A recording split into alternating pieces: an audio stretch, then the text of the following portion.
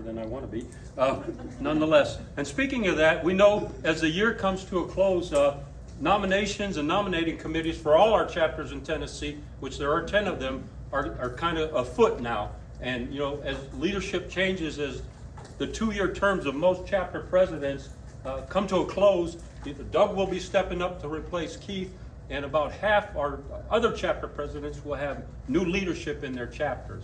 The council remains to be seen, I guess is the best way to put it. But nonetheless, today I sent something out to the chapter presidents, and speaking of summer and the doldrums and the heat, it is August, we're getting some relief, but summer advocacy, MOAA summer advocacy, it never ends that we're advocates on behalf of veterans. So their big three, and I'm going to reiterate it, is the Richard Starr Act, and we know about the combat wounded veterans who now receive a medical retirement plus VA disability, but they want to make that more fair to the almost 54,000 combat wounded veterans. So that's a big, it was pushed last year quite a bit, and then it kind of died, but I want to point out to you, the Richard Starr Act, it's HR, the bill numbers are 2102, and in the Senate it's 1032, but that's kind of Mox Nix. But the co-sponsors of those bills, we have almost 300 congressional co-sponsors, there's 435 in Congress, and 76, so 3/4 in the Senate. Now, I drill that down to, okay, who in Tennessee is supporting this? In Tennessee, we only have 5 of the 9 representatives co-sponsoring the Richard Starr Act. That means we have some work to do.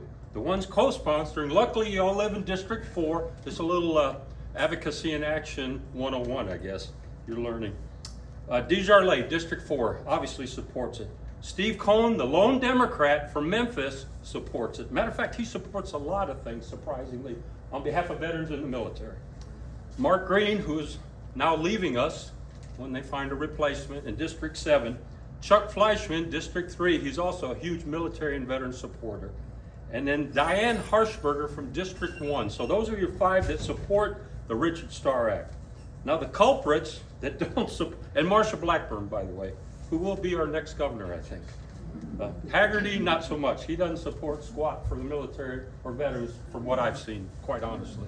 I've only met the man once. Tim Burchett, who you would think would do it. He's out of Knoxville.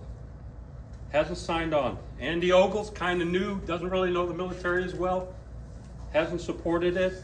John Rose, District 6, doesn't support it or hasn't co-sponsored.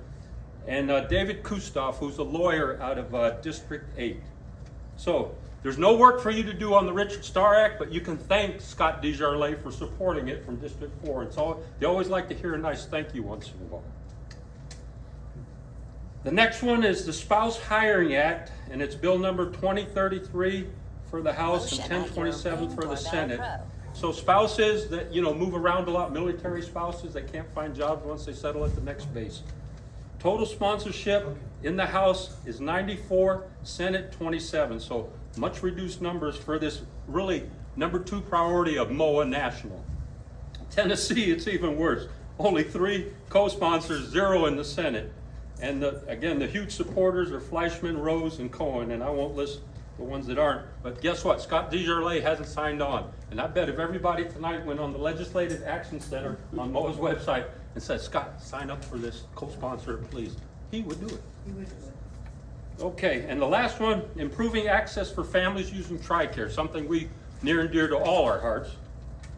It's even sadder. It's HR 1699. There's no Senate bill. 15 co-sponsors in the House. Nobody from Tennessee. But those are 3 of MOAA's priorities. And I just wanted to reiterate them. And the only way we move this legislation forward is obviously by those sitting in this room and elsewhere that hold those veteran issues near and dear to their hearts. Anything else from the council? Again, I've mentioned the nominating, new leadership changes going on. And I don't know how many of you got an email from General Brian Kelly, the president and CEO of MOAA, pushing you to go to that Total Force Conference in Baltimore on the 28th and 9th of October. Anybody get those emails? Okay, some of the folks in here have gotten them. So they're really pushing. It's called a People Conference. They've knocked the ticket price from, if you were a MOAA member and retired, you had to pay the full fare. They've knocked the ticket price in half. Must be not a lot of people going. Fancy that. But nonetheless, pushing the Total Force Plus People Conference, sponsored by MOAA. And I think that's about it, unless there are any questions. And I'll quit droning on. Thank you, Doug. Okay, no